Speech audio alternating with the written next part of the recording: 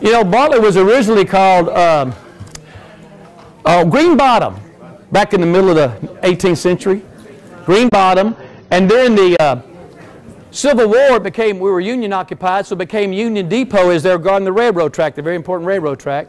And General Lew Wallace was there. You ever heard of Lew Wallace? He got inspired to write an epic, I think, from sitting on that Green Bottom railroad track in Bartlett, Tennessee, called Ben-Hur. That guy, he was the general guarding the Bartlett train station in the 1860s. He wrote that in the 1880s or something like that. You never know about our history. Jim Cole is here. We got a Shelby County Historical Commission. Any other Shelby County Historical Commission people here? We had 2 interviews yesterday. They're going to vote next Monday. We'll find out who our next Shelby County historian is. We're very excited about it. Either one of those gentlemen will do a great job, is all I'm going to say. I've copied your emails, right? You've been seeing what I've been getting. We can announce we're going to do a historical marker for WHER this year. That's solid. We got the property owner's approval. I think we can write a good text, get it done in August. WHER, folks, down there at 972 South 3rd, right in front of the Calvary Rescue Mission there. A wonderful new facility, 110 beds packed out.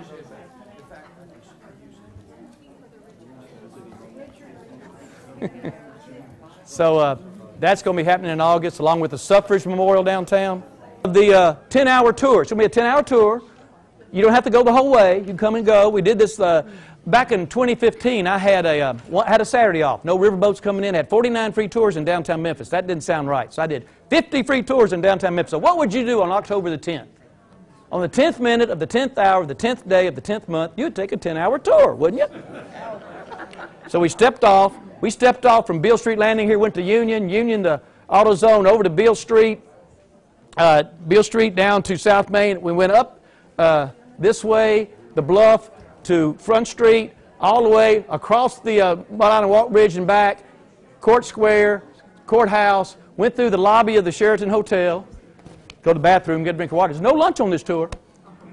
Under the interstate and ended up at Westie's at 810. And whoops. Really? What'd I do? Okay. Here is why I predicted the times we'd be. So, and Chuck Jabor had my cell phone so I could keep on talking. Somebody called. Where are you at? Well, we're at 4:30. We're kind of at Adams Avenue. In 10 minutes, we'll be at the Cotton Museum or something. Meet us there. Because people left and came back, went to a football game and came back. And you can join us so you get any one of these 10 tours all at one time or 10 different hours. See, Willie, we already got the route plan. Look at this. And if you got through and did it all with me, you got a certificate of walking. Numbered and signed right there. 22 people did 10 hours. And now, for a serious moment, everybody knew George Klein, right? The nicest man I've ever met, I think. Willie, time out, time out. If I can have your attention, I want to have a moment for George Klein. If we can stop talking and everything and interrupt. Because George passed away this week, and I can't tell you how many times he called me, I called him. Through my jobs at Memphis Rock and Soul Museum, telling me stories. I did 10 different book signings with him. Remember George Klein, WHBQ Cuties? He followed Wink Martindale, and they changed it from dance party to talent party because they didn't want white and black kids dancing together on TV. He was the first one to bring a black performer into dance party. He brought Fast Dominoes into the auditorium, and he called him down there, and he conned him into coming out to WHBQ.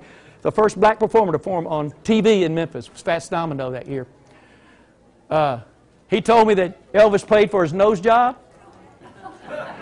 He was the class president, class of '53 at Humes, along with Red West. We did a historical marker at Humes High School in 2015 during Elvis Week, and they allowed us to have the ceremony inside the Humes High School auditorium. 500 Elvis fans were in there an hour before. So what did I do for an hour is talk, right? Well, it's like this was choreographed. Like Steve's coming right. Here comes George in about 9:45. Everybody's got to take a picture of George. And about 5 minutes later, here came Red West. He's been in 42 movies, you know, Red West. Then John Bramlett came in, class of '59, the Bull. You know, he was the runner-up to Joe Namath as Rookie of the Year in the American Football League in 1965. Then Mark James came in. He wrote Suspicious Minds. He didn't go to Humes. It was just nuts. And George got up on the stage and was talking. He said, right here is where Elvis stood when he sang Old Ship. What happened then? Whoa! All those Elvis fans taking a picture of that spot on the floor. Just like at Family Dollar Store, we did American Studios. They would come in. Family Dollar Store gave us approval there at Chelsea and Thomas. And they go, well, we're finally really glad to discover why people from Europe were coming over into our store, not buying anything, asking about this address, and walking across the street to the Exxon and taking a picture of our building and not buying anything over there. Well, that's where American Studios was. 2 buildings before, 50 years before, and people are over there taking pictures of a Family Dollar store. Not knowing, you know, we did a mark of theirs. That's how people are. So George got Red West. I'll show you this picture next week. I was on stage with Mike Freeman. We had the marker was on stage. It weighs 100 pounds. And we kind of balanced it there because we recessed it out to the pole with all those fans. But we got George and Red West and John Bramlett and Mark James to sing Old Chip. That's one of Elvis's songs he sang in a talent show. And we called them the $20 Quartet. They were terrible. They were terrible. They laughed. Got a great picture right in the huddle of all that. And we recessed it out to the pole. George lived right across the street right there on Manassas, you know. 111 Manassas, or 1111 Manassas, the school. Sarah Lewis, who helped approve it for the property there with the school board, she used to live down on Autumn. Elvis used to live at Lauderdale Courts. Elvis would walk through the black kids to get to the white school. The black kids would walk through the white school to get to Manassas. And then at afternoon, they had to start letting the schools out at different times because they're always getting in fights in the afternoon. That's the stories you hear from these people, you know. I got to do about 10 book signings with George, one at the Kroger in Cordova. We had a great book signing there. And I was the guy that would take the book, put the yellow sticky note on it, to get the person's right name to spell. And while George is telling stories, or he remembers that person from the class of 52 or 53, and he knew everybody. He remembered everything. He was just incredible. And there's me and George and Bernard Lansky. Bernard passed in 2011. That's when he was doing his book selling there at Lansky's, right at Lansky Brothers. The bow tie right here I bought from Bernard Lansky in 2008. So I wanted to say thank you, GK, Jeker, and your speaker. When I was a kid riding my bike to Pop Tunes to get that top 40 list, bought Wooly Bully for 47 cents. Sam the Sham, remember 1964? 50 years later, Sam's in there buying ice cream. I said, Sam, if you'd have bought 4 more, I'd have been number 1. He was number 2 that year. So he bought me an ice cream cone. Ready to go? No. We have a few people outside, so I just want to let you know. Okay. Okay. I'm going to be on a microphone later on. I'm not going to take your time. No, I know you're not. Hey, Steve. Y'all know Steve Pike. He's the executive director. Is that the right term? Memphis Family, Pink Palace Family Museum, Steve Pike. We're not starting yet, though. You can get on the mic. I'm in the unusual position of being introduced by the person I'm introduced. Only in Memphis. You all know Jimmy Ogle. Jimmy has the key to the city around his neck. He has Key to downtown. Key to downtown. Manhole cover. Cufflinks. Baseball on his bow tie. Bernard Lansky. And I'm not going to comment on any other symbolism on anything he's wearing. I don't want to get too personal. I'm not flying commando, if that was your thought. All right. Way more information. I've got a few more people who are coming in. Would it be possible for everybody to move as far to the center so that everybody's tripping over each other's flag? About Memphis, before there was Memphis, and one last thing. First lecture, was live. Was it live this time? Not this time. That's on that show. That was live. I can repeat it. Yeah, essentially tell that lie. The lie is, you seen that lion roaring in the MGM movie logo? He's from Memphis. And I always go, at the end of all these shows, I tell these fantastic stats, and they go, you hear what he's saying? He's going, Memphis, Memphis. And half the people believe me. And I showed that slide, and he was one up. Now you show that slide. 5 gold rings. 5 gold rings. Right there. And Take it away. And so, thank you. And so he actually says roar, roar, roar. But I say that point because he's from Memphis, and y'all see the picture of the guy filming that. But everything else I told you was true. And you can't make this stuff up. And we're not starting yet, but I got this great thing. This is one of the books that I'm going to say about today. But this is from James Roper for the Sesquicentennial, 1969. He wrote this book, Memphis 1818 to 1820. It's a great book about our sesquicentennial 50 years ago. And this is how he did his research, and this was his train of thought. This is my Genesis 1:1 for doing what I'm doing. Existing data about this period tend to be scattered, inadequate, and often erroneous. The present effort goes back to primary and contemporary sources as much as possible, which is what I do, correspondence, newspapers, public records, and private documents.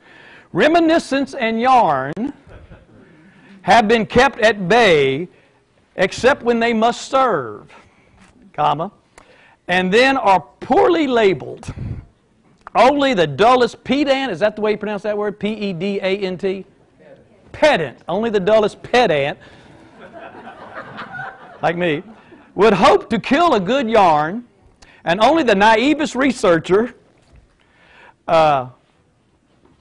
would expect to, but there are occasions when sorting out the fact from fiction is useful, and sometimes history fascinates more than legend in the end.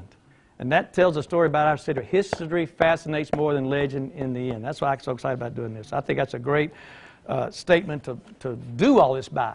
That's what we do here. You know, we're not, you know, there's a lot of stories we tell, but we try to, or we do our best to be factual, with Oxford commas and everything, right? You know, Sputnik Monroe's quote was, you know, the great wrestler Sputnik. I got to meet him. Roscoe Brumbaugh. I'll tell you a lot of stories about him. From the Rock and Soul Museum. We got his trunks in the Rock and Soul Museum and everything, you know, and his boots. Great civil rights activist from Memphis. But about wrestling, he said, win at all costs, lose if you must. You know what I'm talking about, professional wrestling, right? Cheat if you have to. And if they carry you out of the ring, go out, tearing the place up. Let me say, tearing the place up. That was his philosophy about wrestling, you know. Win if you must. Win at all costs. Lose if you must. Cheat if you have to. Are we about ready to start? It's getting quieter now. Yes, ma'am. Not now. We're getting ready to start. No, please. No, please. Okay? Linda, help me. Tell me to calm down.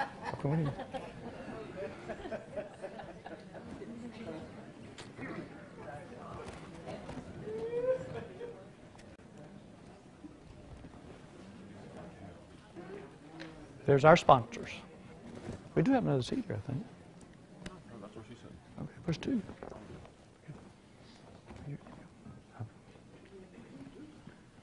Hello, everyone, and welcome. My name is Jessamine Gibson, and I'm the collections developer for the Memphis New Palace Museum. Our speaker today is a lifelong Memphian and a graduate of Memphis University School and Memphis State University. In his experience, he has managed some of the community's greatest assets, including museums, the Park Commission, and that band of ducks in the lobby of the Peabody Hotel. Will you please help me give a warm welcome to our Shelby County historian, Mr. Jimmy Ogle.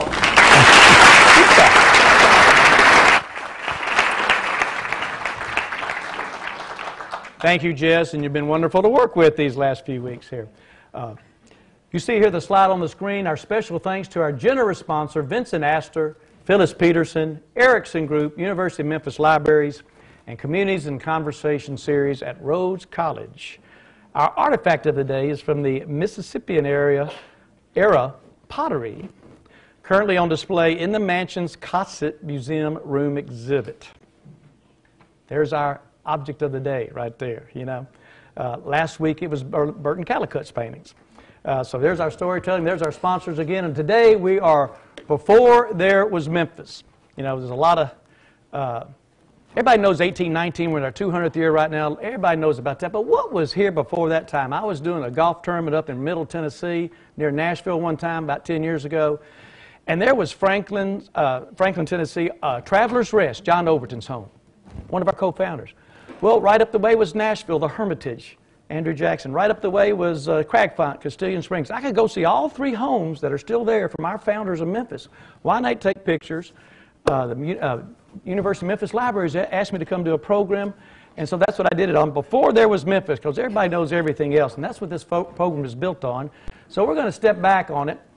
I'd like to thank Memphis Heritage, West Tennessee Historical Society, the Register, the Shelby County Registrar's Office, and the Memphis Room at the library. These are their websites you can contact to get all sorts of information and help from everybody. The West Tennessee Historical Society meets on a monthly basis, and these are the 21 counties in West Tennessee they talk about. We'll talk about a few of them here today. Welcome to Memphis, like I always say. That wasn't before Memphis was here, but I'd like to say welcome to Memphis. And we are number 6 on the National Register of Historic Places for listings in the country, behind Washington, Philadelphia, Baltimore, New York City, and New Orleans. We have over 11,000 properties listed here. We're a point of discovery, one of the 3 oldest in the United States, the site of the first river engagement between Europeans and Native Americans in the history of our country. Of course, Hernando de Soto, the Spanish explorer, came wandering through here, looking for the Pacific Ocean. I told you this the other day. got on those old animal paths, let's say, and found this high piece of ground here on the Mississippi River during the floodwater time of the year. Used to flood 35 miles in that direction. He thought he discovered the Mississippi River because he thought the Ohio River flowed into the Gulf of California, not the Gulf of Mexico. And the earth was flat at that time, so to speak. But that was in 1541, 79 years before the Pilgrims landed at Plymouth Rock. Think about that. Then you look at our roads that we developed now. This system. Again, all our roads are old animal trails. They led to the high bluff to keep their feet dry, whether it's in the Wolf River bottoms or Nonconnah or St. Francis or Loosahatchee or Hatchie. So Highway 64 is the old stagecoach road. As that developed, Highway 70 came through this way. There's the four-way there right at Bartlett. And then Highway 70 takes you up to Bristol. Trail of Tears takes you on out to Oklahoma. This is the crossroads of America right here because the animals years ago were on the high ridges. Poplar Avenue's a high ridge. Lamar's a high ridge out to the eastern part of our community. Came to this one high bluff right here to get across the river. The Mississippi River drains 41% of continental North America, 31 states, 2 provinces of Canada. And look at that stat, 1.25 million square miles and 250 tributaries coming through here. It's an odd, most meandering river we have. My favorite stat is about the levees and the astronauts. The flood of 27 caused the Flood Control Act of 28 to be passed by Congress, and we started building levees for 10 years there on both sides of the river. The largest project in the history of Corps of Engineers. And it's so big that when the astronauts are descending on Earth from outer space, the first man-made structure they recognize on Earth is the Great Wall of China. And the second is the earthen levee system of the Mississippi River. That's how big it is. One cannot control the Mississippi River, but only container, okay, only accommodator, say. Many nicknames for the Mississippi River: Old Man River, Big Muddy, Mighty Mississippi. Mark Twain called it the Great Sewer, as Mark Twain gets away with. You throw a cigarette butt down in Wrigley Field, it'll make it by Memphis in about 10 days. And the storm drain. So here's some old maps here. This one is a French map from the 1750s. You can kind of see all the rivers they got drawn in there, and no roads, no railroads. Florida's down here. All this is kind of messed up in here. 1750s. Here's a hand-drawn map. Getting you down to Fort Pickering. There's Memphis, the Loosahatchee River. Here's the Wolf River right here. Well, this is just a hand-drawn map. There's the Mississippi right there. Another kind of old map right here. This is a ribbon map. You take this is 25 feet long. These are 5-foot sections. I saw this in New Madrid, Missouri. So you can take it from Lake Itasca. We can stand over here and stretch this thing out on the floor, 25 feet long, and that gets you all the way down to the Gulf of Mexico as you put them together end to end. And this is in 1866. That's a long map of the Mississippi River. Here's a cartography map from 1934 to show you where, before we had levees and channels and all that, how the river channels all went all around. And they formed the Oxbow Lakes, like Horseshoe Lake over there, and all up and down the river, and the high bluffs and the earthquakes and the shifting currents and the high water and low water. This is a long map. This kind of shows you the floodplain. It's a good depiction of this is the regular river, but look at the floodplain over there in Arkansas and how flat it is. The sunken land is what it's called. Of course, it starts at Lake Itasca.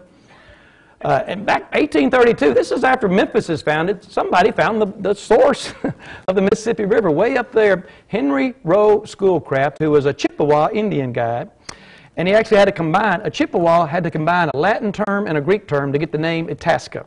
That's kind of odd. Veritas for truth, caput for head, true head. That's the true head of the Mississippi River coming down. That's where that name comes from, Lake Itasca. To the confluence there at Cairo, to the mouth there down below New Orleans, about 65 miles north of New Orleans. There's our roads leading out. And now our tributaries and creeks in there. I kind of did a little special thing here. You got the Hatchie, Loosahatchee, Wolf River, Nonconnah Creek, Cypress Creek, Gayosa Bayou, and St. Francis River. Now when you look at downtown Memphis, it's kind of shaped like a football. The north and south ends, the long end of the football. The east and west is the fat end of the football. So when it rains on Front Street, it'll drain to the Mississippi River. When it rains, it drains to the east down to Gayosa Bayou. Then you go up to the medical center. That all drains down in the Gayosa Bayou. You go over down the hill again, you get Quimby Bayou, then Lennox Bayou, and Harrison Creek, and Overton Bayou, which is Lick Creek going through Overton Park. You have all sorts of bayous coming through there that drain our city out to the north as you go up and down through Memphis. So let's go to this whole drainage basin here that shows you all the various rivers and the river districts that they have in the Memphis District of Corps of Engineers. and I'll talk about a few of them in here. The Hatchie River, this sign is in the West Tennessee Delta Cultural Center up there at exit 56, right behind the McDonald's, where they have Tina Turner's Schoolhouse and Sleepy John S's. That's a great stop about West Tennessee. Cotton, rivers, all sorts of brochures about all the counties in West Tennessee. And this is the Hatchie River one here. The Hatchie River begins in Union County, Mississippi, flows 238 miles around everything and comes back up into the Mississippi River above Memphis there. Hatchie means river, so your river, that's what the name of it is. Never been impounded, channelized, or otherwise modified by human activity to any major degree. It's one of our most natural rivers in West Tennessee. It goes by Bolivar and everything. The Wolf River, 105 miles. It starts over in Holly Springs, goes through 2 states, 4 counties, 11 communities, all the way through down by Frazier there. It's a dead river in the 1970s, and the Wolf River Conservancy got formed. That's the Wolf River's drainage basin right there, all the way through to the north of Memphis from Mississippi. 552 miles. All these little stats right here you can look at. Holly Springs National Forest is the source. And by 1997, after all the activities, the Wolf River Conservancy designated an American Heritage River by presidential proclamation. So the great work going on at Wolf River, we got to thank them. Nonconnah Creek, what's Nonconnah Creek? It's just on the other side of the expressway, right? It goes by the Mall of Memphis or whatever. But it's 29.7 miles and drains approximately half of the city of Memphis. The other being drained out to the Wolf River. We had a little earthquake in AD 400. Remember that, Jim? AD 400, the earthquake? And that's what kind of made Memphis kind of rise up before the big earthquake, and that's what made the Nonconnah Creek not go to the Wolf. It came down below that big hump, the highest piece of ground on the Mississippi River. And that's how that got formed. And there is a Nonconnah Creek Conservancy that meets every first Monday night. They're talking about the ecosystem in there and some of the things they found in there, flowers and fossils and everything. It's a really neat group of folks, and we're going to hear more about them in the next few years. St. Francis River over in Arkansas starts at Elephant Rock State Park in Iron County, Missouri. It comes down kind of parallel. It was a parallel river. You know, you get up there going to St. Louis, you got Portage, Open Bay, and places like that. It starts at 1,500 feet sea level. Goes between Crowley's Ridge and the river, has a dam there at Wapalelo Lake, goes by Mark Twain National Forest, flows 468 miles down to Helena, near Helena. So it goes from 1,500 feet sea level to 271 feet sea level as it comes down. And the drainage basis is 7,500 square miles. So this is what people were dealing with 500 years before Memphis, is all these little river systems and flooding and all this through it. This little picture right here is out of my camera from the DeSoto County Museum, but I like seeing Fort Pickering on it and Chickasaw Bluffs right there, right at the edge of our state. Here's another old map that I found. Someone had drawn. I don't even have the source for it. Again, this compares. So all y'all know Memphis right now coming down like this, straight from the north, coming through like this. But once upon a time, it came in until the late 1960s like this. From the northwest and curved right here, just like it curves back around like this. So this was the old river channel until we built this bridge. And you couldn't bring the barge tows around that 1,000 feet long through here and try to cut through an 880 foot wide and turn like that with the current.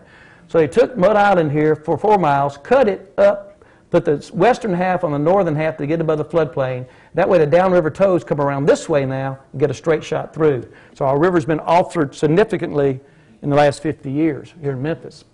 That kind of shows you a closer picture where all that came through.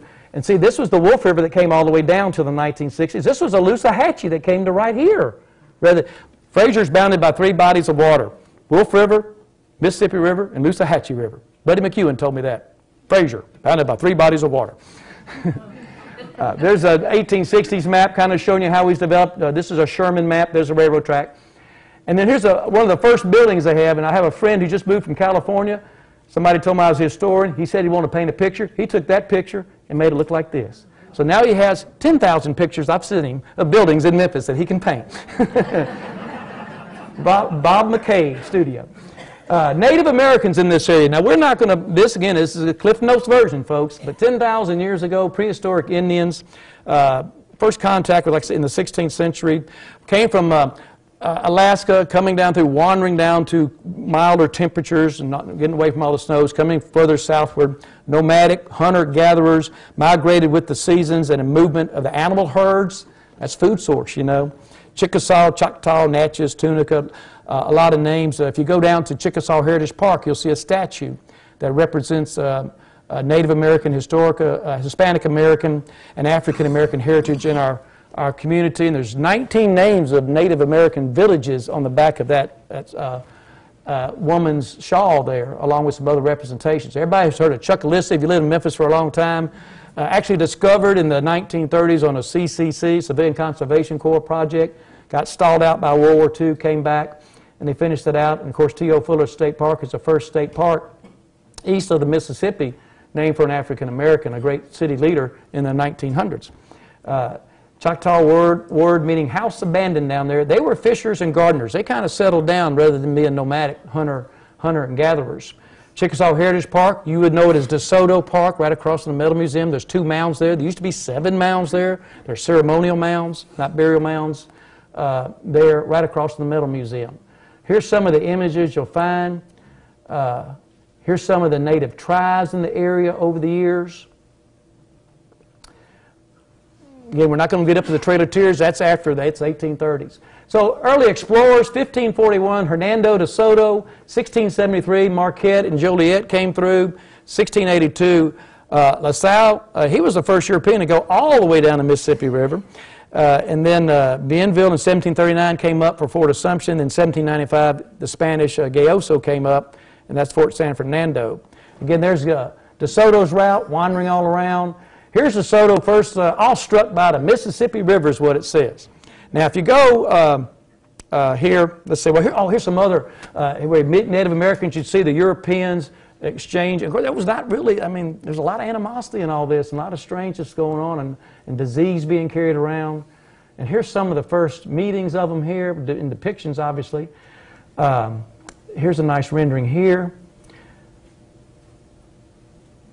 This portrait right here of DeSoto at the Mississippi River is in the U.S. Capitol in Washington, D.C. Have y'all ever been there and seen that? You see all those pictures? It's in the U.S. Capitol. Now, most y'all probably recognize it. It's on the back of a $500 bill, too. Everybody whip out your $500 bill. I'll give you $10 for it, okay, right here on the spot. How about that? Memphis, in the early times, in the early 1800s, there's no mud island out here with the high bluffs. Wolf River's still coming down. There's the Fort San Fernando right there. It's about where the pyramid is now. America's timeline, 1607, Jamestown, 1776, Declaration of Independence, 1783, Treaty of Paris, setting U.S. boundaries, 1787, Constitutional Convention, 1788, ratification of the Constitution, 1791, the Bill of Rights. Tennessee admitted to the Union in 1796, Louisiana Purchase, and then in 1803, a pneumatic earthquake. Those are some big timelines there, but in our area, some of those are the same here. We throw in Hernando through those times there, his exploration, Marquette and Joliet, La Salle, Fort Assumption, the Spanish Fort San Fernando, the treaty, and then the first U.S. flag to fly over this area was October 22nd, 1797, right there where Auction Park is, right a block east of the pyramid. There's our forts, our early forts. We'll go through these real quick here. Fort Assumption, they came up in 1739, the French did, on Assumption days when they actually opened the fort. That's why they call it Fort Assumption. Bienville is the actual last name of this guy with this real long name. Get to the end there. The governor of French Louisiana during a conflict with the Chickasaw Indians. They were trying to establish a fort up here. He bought some 4,000 French and Choctaw allies. You know, the French allied with the Choctaw, the British would ally with another tribe, and they all war against each other. And they built this fort. They lasted about 3 months because that apparently didn't like the humidity or the big mosquitoes here is what I heard. So the next fort, way up till 1795 and 1796, here come the Spanish up. Gayoso comes up. The Treaty of San Lorenzo, Pinckney's Treaty. Spain yields all its rights east of the Mississippi, north of Louisiana, and so the Spanish are out of here. We take over the fort down there they had built. They go across the river and make their own fort on the west side of the river, Fort Esperanza, Hopefield, and we take over their bedraggled fort here. There's a whole lot of slides here about that. I won't leave these up too long. Neither Spain nor France intended for U.S. to annex all this, what we call Trans-Appalachia, everything west of the Appalachian Mountains. So they contended for a while, but then Spain gave up with their treaty down here. The French left in 1803. As a fort, it was never attacked. It was put in a low area down there, a flood zone. And when we took it over, some of the Americans wanted to move it up higher. And eventually they moved it up to the higher bluffs, which became Fort Pickering. Our first captain there was Isaac Yean to build Fort Adams. That name was a very important name, our second president, so it got taken down to Natchez. So we went from Fort Adams to Fort Pike. Zebulon Pike, and his son later was Pike's Peak out there in Colorado. A lot of squatters were around. It was a ragtag fort. And then in 1803, our country purchases lands west of the Mississippi River. We call that the Louisiana Purchase from the French. So by 1803, the French and the Spanish are out of here entirely. You got those 7 flags on Mud Island, so you got France, Great Britain, and Spain all in here. We're still going to knock it out with the Great Britain. There's the United States flag, and then you got Tennessee, North Carolina, and Confederate later on. So there's the 7 flags of jurisdiction in their years. So it's real important we get up into this time frame right in here. Our first flag flies right here. We're part of North Carolina, and the first territory to become a state, as you see right there. State of Tennessee, you had to have 60,000 people in a state constitution. You heard of the state of Franklin before. That was never formally recognized by the USA. So state of Tennessee in 1796. Named by Daniel Smith of Sumner County out of North Carolina. And the Cherokees were our first inhabitants over there in East Tennessee. So you see these old maps here, how mountainous and the ruggedness right there. Then you go over here to the West Tennessee side and see how smooth it is over here. There's the Tennessee River coming down and going through. Here's New France, Louisiana, and New Spain during that time that became the colonies, you see, these colored maps here. Here are the colonies right here. You still got Indian country right here, 1763. The French and Spanish occupation of North America to 1750. They were all over the place, you see, around in here. So we're getting up to the 19th century. New Madrid becomes the first settlement west of the Mississippi in the Boot Hill, about 120 miles north. And there's your original 13 colonies. And as we're expanding from north to west across our country, you get to Vermont, Kentucky, then Tennessee. We're number 16, and then we move westwardly in a balance. A free state, a slave state, a free state, a slave state, northwest, northwest. So you get down to 22, 11 free, 11 slave. The 24th state became Missouri, and at that time, that's when Maine broke off. Maine broke off of Massachusetts. So now we're still 12 and 12. And Arkansas is the 25th state, the second state to get in west of the Mississippi. And then we head towards the Civil War. So 1803, Louisiana Purchase, clears the French out of here. We basically double the size of our country, bringing Memphis to a very important part because most of this exploration was done by rivers, all those 250 tributaries rather than roads or animal paths, you know. And now you're doubling the size of the country. You've got to have that western exploration here. Natchez, Memphis, and St. Louis were the jumping off points. That's why you got the great arch there. The Museum of Westward Expansion is what that's underneath there in St. Louis. So we had an earthquake, 1811, 1812, actually a series of earthquakes over a 3 or 4 month period of time. Church bells rang as far away as Charleston, South Carolina. Reelfoot Lake got formed during that time. They said the river flowed backwards, but it's just mean like you take your hose and start turning it that way. I mean, the land depressed down and water sunk into the lower land. That's how Reelfoot Lake got formed. But it's a very powerful earthquake. That AD 400 earthquake has already raised up Memphis before that time. And now you got the sunken lands, what we call it over here in Arkansas. And there's some great things to go visit in that sunken land. Here's the John Rice Grant, 1791, I believe it was. At that time, the Indian nations or the Native American nations had all the claims to these lands, but North Carolina was, and especially folks in North Carolina were doing a bunch of land grab, let's say, and they were selling lands to people. John Rice bought that tract right there. John Ramsey bought this one right here. This is like Union Avenue to where the parkways are, basically to Valentine back. That's that 5,000 acres. That's what he bought. And you see the Memphis, early Memphis portion right in there, 1,300 acres of that. He got killed in like 1793, and so John Overton bought the grant.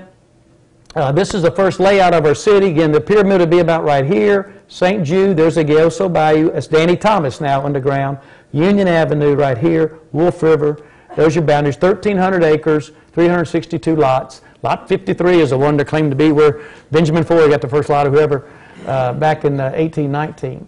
So the John Rice Grant, you can see all this right here. A survey was needed. A grant was received by Rice in 1789. Again, that's all unofficial and everything. And Rice carved his initials, J.R., on a white oak tree 1 mile south of the Wolf River. You want to go find that white oak tree right now? They couldn't find it either later on. It caused a lot of problems in the 19th century. You can see the boundaries right here. He was killed in 1791. His brother sold the claim to John Overton. And Overton sold his half for $500. Overton sold his half to Andrew Jackson for $100. This is what gets Andrew Jackson in trouble a little bit later on. I'll show you that in just a minute. Again, there's all the various grants. This is about where Chickasaw, this is about where we are right now. This Edmund Hickman portion right here, that grant. Revolutionary War occurred in that part. We have 19 soldiers buried in Shelby County that fought in the Revolutionary War, got land grants. They're buried various places all around, some in Elmwood. There are the names of all of them right there. It's hard to read on that plaque, so I thought I'd put them all up. I think John Smith's the one buried there in Elmwood. We did a ceremony with him last November, the DAR chapter. 1812, there are 32 veterans of the War of 1812 interred in Shelby County. Here are their names right here. This is a plaque we put up at the Shelby County Courthouse, Judge the Army Beatty Courthouse now in 2013. And we also recognize Isaac Shelby, and we'll come back to that in a minute, a Revolutionary War and a War of 1812 veteran. So here are the names of all the folks from War of 1812. You'll recognize Bunton right over here. Let's see. Tresvant, Nathaniel Anderson helped form what became our Chamber of Commerce. Saffrons is a street name for him. A lot of good names here. Graham. War of 1812. Now this March 15th at 10 o'clock, we'll have a birthday cake for Andrew Jackson there. We'll do a lot of patriotic storytelling, pledges, songs in Judge Russell's courtroom. This is Betty Gustafson with the War of 1812 Piamingo chapter. And we'll come out around the Andrew Jackson bust, and we'll sit there and sing 8,000 Redcoats, See How They Run to the tune of Three Blind Mice about the Battle of New Orleans.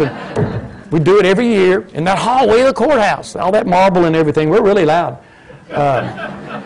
And see how they, and it's Andrew Jackson and the Tennessee Volunteers. The Tennessee Volunteers came in. That's how we got our name Volunteers when the Battle of New Orleans in 1815. On Elvis's birthday, by the way.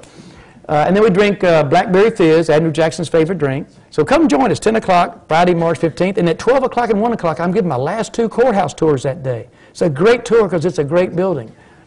And they're free. So War of 1812 in 3 different theaters, Lake Erie, Chesapeake Bay, Battle of New Orleans, a very benign war.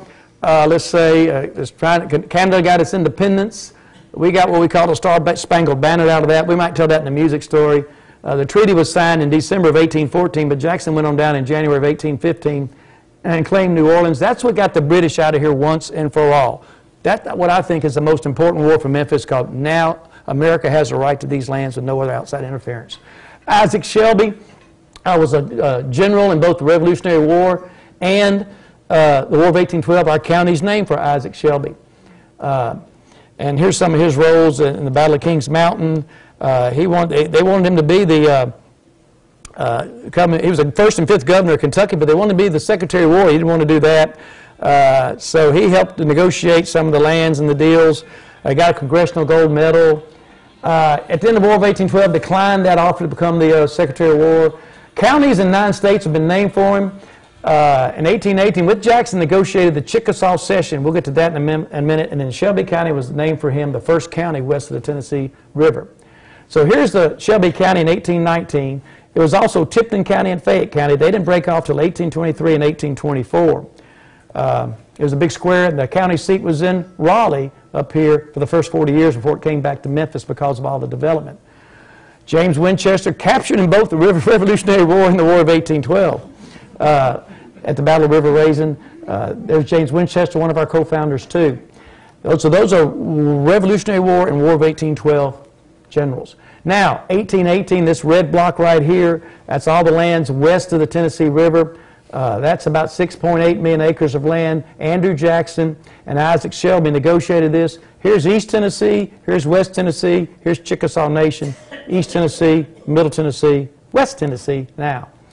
6.8 million acres of land here, ended up being 21 counties. We got for $330,000 or 4.5 cents an acre. Pretty good deal here. On installment payments, 20 years, $15,000 each. And then Memphis was quickly laid out by William Lawrence and Marcus Winchester helped him, the son of James Winchester. These are our three co-founders, with Marcus Winchester being our first mayor. James Winchester is the one that named Memphis for Memphis on the Nile River Delta, the similarity there. I said this the other day, we're the bluff city. We're on the bluffs, the high bluffs here, the high dry ground. Shelby wasn't from Tennessee, he was from Kentucky. Peabody was an Englishman. Our first mayor still buried underneath a garage. That's all a bluff. And our four original squares were named for their intended purpose. The first, that was Court, Market, Exchange, and Auction. You know where they are, but the first schoolhouse was in Court Square. The first courthouse was in Market Square. The first market was over in Exchange Square. We didn't quite get that right either. There's Memphis kind of getting to be laid out in the middle of the century. I just want to show you again, you still don't have any, you got the bluffs, no Mud Island, no Riverside Drive coming in there yet. The high bluffs made it accessible for the cotton industry to come in there. In the 19th century, we had over 400 sawmills in this area. So we were the hardwood capital of the world. That's what got us on the map, the river and hardwood and then later cotton. Here's about John Overton's. We're going back to Franklin, Tennessee now. There at Travelers Rest. Of the three founders, he was the most active in the development. He was not a military guy. He stayed home. He was a great politician, power broker in that part of the state. Always included Andrew Jackson in every one of his ventures. He was 5'3" and bald, married at age 54. Travelers Rest, it's a beautiful spot up there. You go down this little drive right here, up to this house, kind of unassuming house. Almost looks like the McGabney house, doesn't it? You get back around behind it, it gets pretty big. Can't take pictures inside either. Not even me. Beautiful house. Andrew Jackson, the Hermitage. You've been there, the Hermitage. Everybody's been to the Hermitage, I'm sure.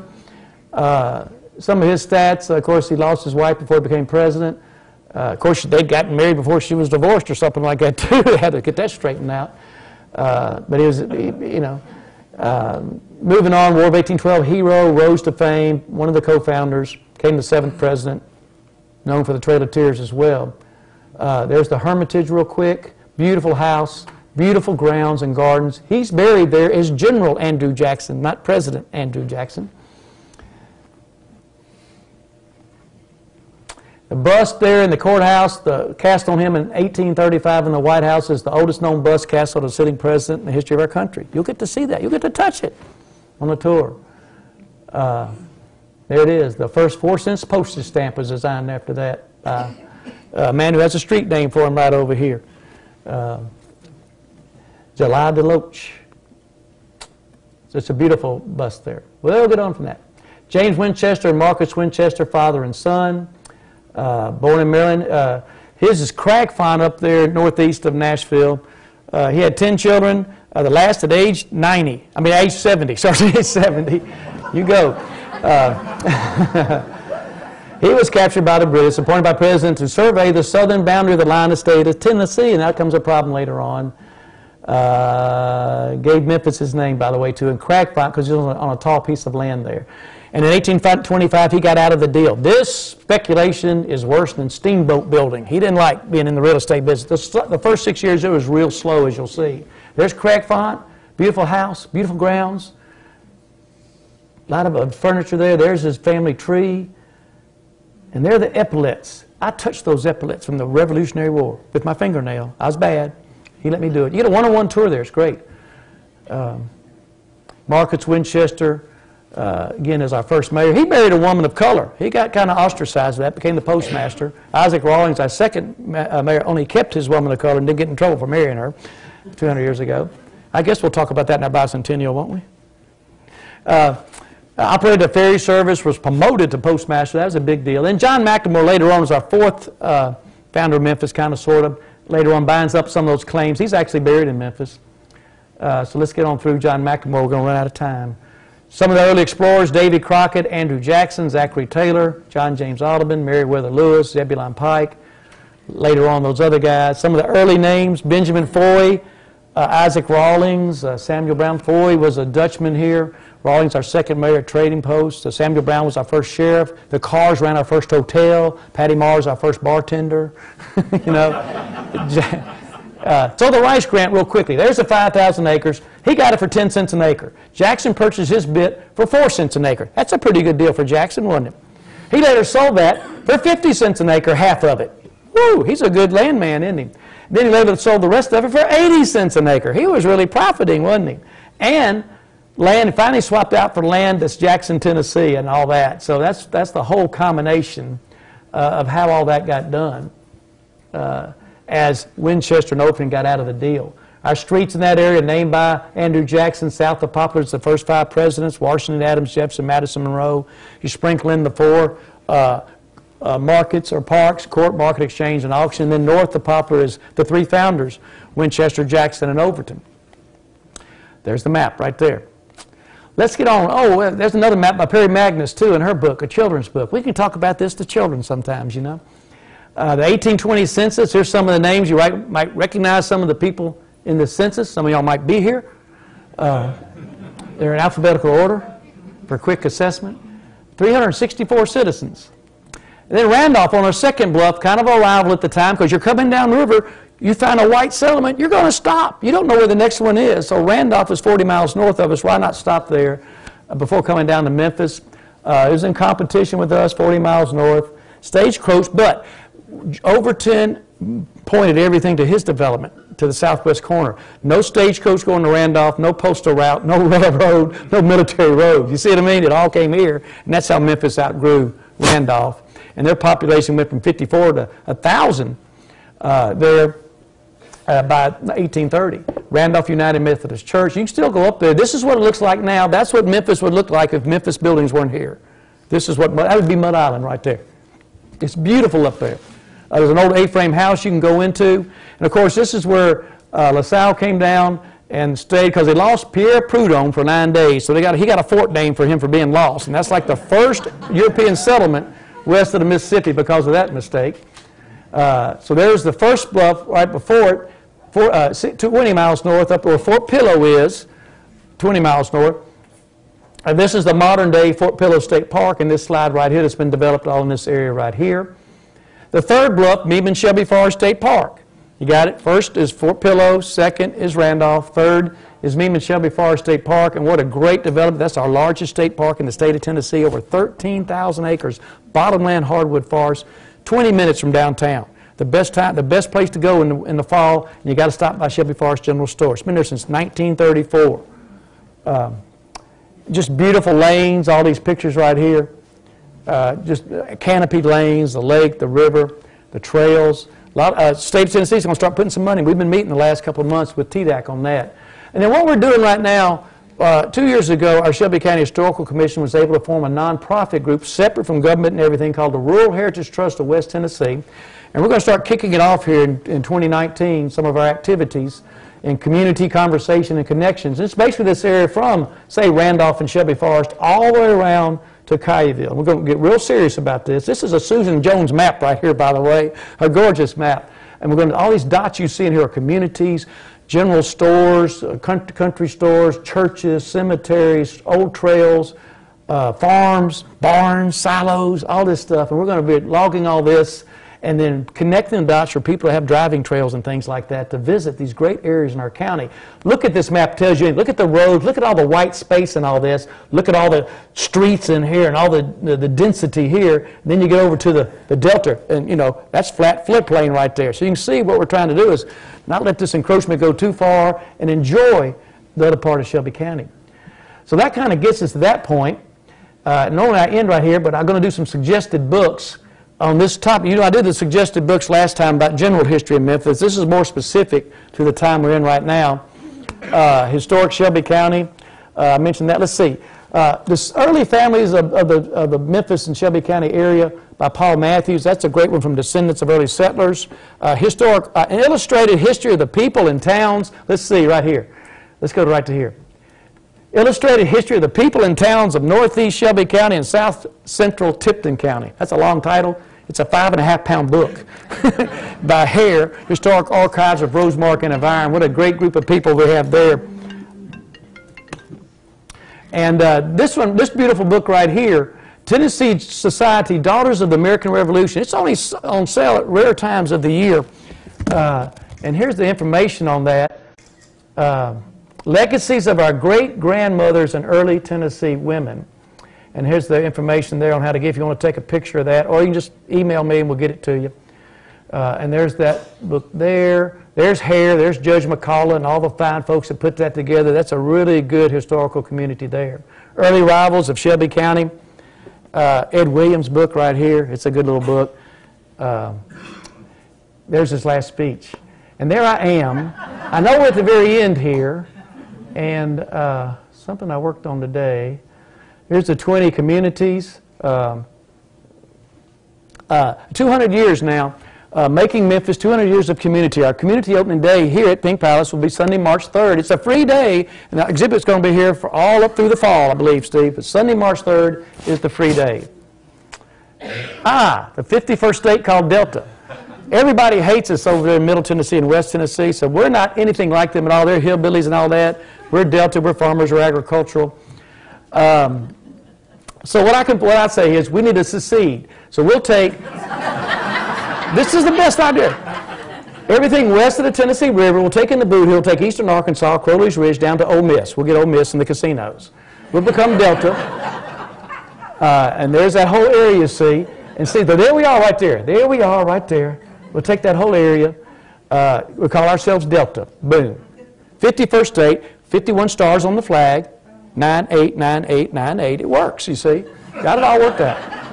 We can make it elongated out, make it like the state of Tennessee license plate. Really, I don't know what happened to our slides. We lost about a whole section of slides about the rivers in there, all 4 of the rivers, but we'll worry about that later on. This is the last boundary dispute. So when that guy carved his initials on that oak tree a mile south of Wolf River, they got to be a dispute for about 30 years. So you got State Line Road up there in the middle of Whitehaven, and this went on in the dispute for a long time, up until about the 1830s or 1840s. There's the pinch. So when we come back, we're going to do a second part of this. That's the pinch in northern Mississippi and some of the rivers in the area. So I thank you for coming today. We're going to have a question and answers here in a minute. Let's go back up to... Y'all want to vote for the 51st state of Delta?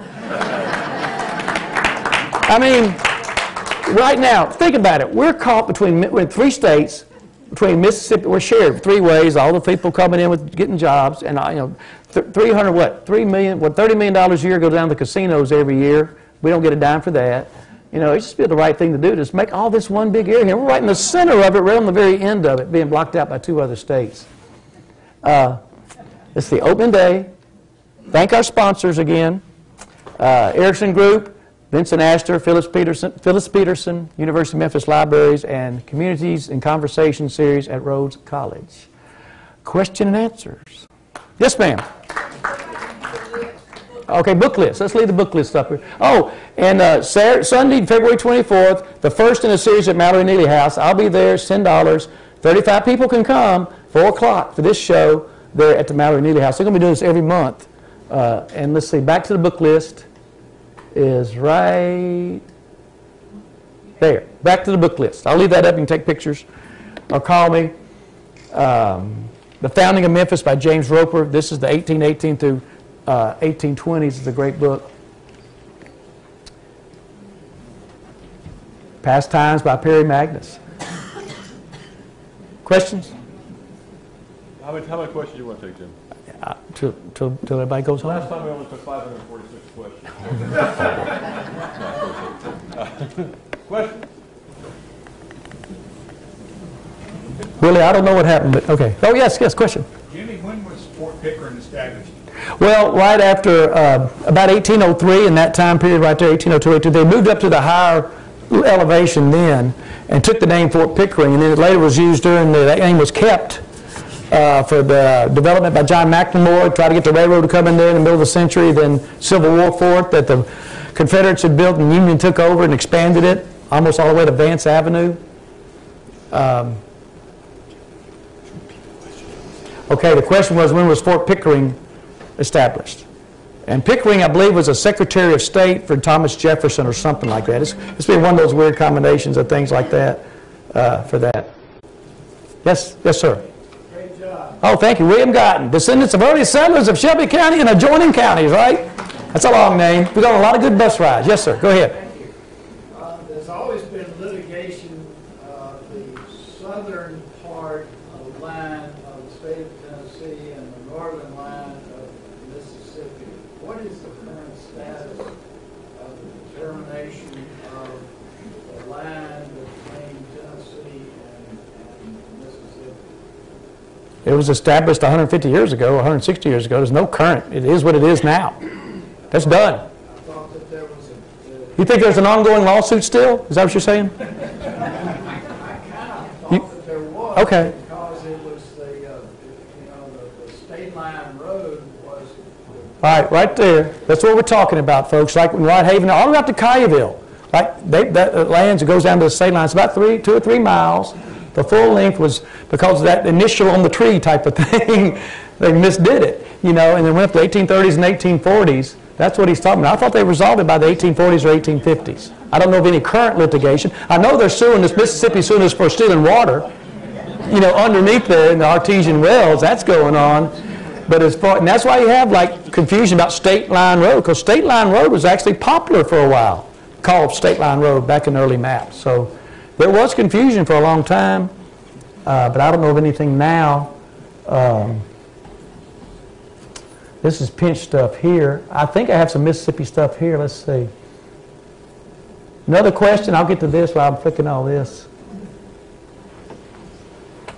That's all the Mississippi. Yeah. See, that was the area right in there that got kind of going sideways that way, and that's the area we're talking about right in there. I mean, I'll research it and then answer your question next time. Yes, back on the right. The little bump up on the back of the state line between Tennessee and Kentucky, how did that happen? Well, the Tennessee River went all the way up to Paducah. And so what's curious about that, that was west of the Mississippi. It's 1818. And so that it's funny, the portion, Shelby County, the very southwest portion of all that was named for a man from Kentucky. Okay, Shelby County. That portion was named for a man from Tennessee, Andrew Jackson. It's called the Jackson Purchase. Well, I don't know, but that all the way went across. And that land was already, just like West Tennessee was Chickasaw land, that little part of western Kentucky west of the Tennessee River was Chickasaw land, so that became a part of Kentucky right there to the boot hill. Yes, ma'am. In fact, that little bend in the river there at New Matter, you got to go 19 miles to go one mile. They kept that bend too. While we're on President Jackson, is there any documentation as to why he was buried as General Jackson versus President? His own preference. I don't know about documentation, but I'll ask Betty Gustafson on March 15th. She'll tell me exactly. Them ladies know that stuff. Yeah, I was told it was his preference. He preferred being the general more than the president. President wasn't easy, is it? Yes, sir, on the left. Why did General Jackson prefer general rather than president? You said that Jackson got into trouble about some land. Well, he was getting something for 4 cents an acre and selling it for 80 cents an acre during his popularity and running for president. It's kind of like Whitewater with the Clintons before they got in president. They got criticized for that, That's a great question from a guy that sings 5 gold rings all the time at Kudzu's Christmas carols night. Alex there. We do that every year. Yes, up to the top left. Yes, ma'am. I read that the name Memphis comes from an Egyptian word meaning place of good abode. Is that historically true? I thought that, was Memphis place of good abode or, yes, we think not Chuckalissa, right? That was house abandoned, yes, place of good abode, that's ma'am. We know what you said about the internet, so I wasn't sure. Oh, well, yeah, now, they used to say that 10 years ago. There's a lot of great sources on the internet. Shelby County Registrar's Office, Dig Memphis. When you go to the right source, they've legitimized that. Now, I know Tom Leatherwood did that, and the guy that I can't remember his name, he used to be the Secretary of State from this county, did a real good job with that. Trey did.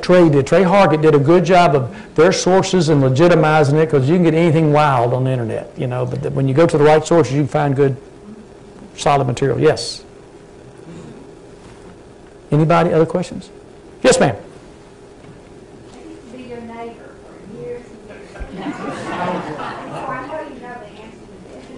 On the channel taken up on Thursday night, everybody's probably seen Tennessee Crossroads. Joe Elmore, right? Remember him from Memphis? We're never given a lot of publicity on it. It always seems to be national, so I wanted to change.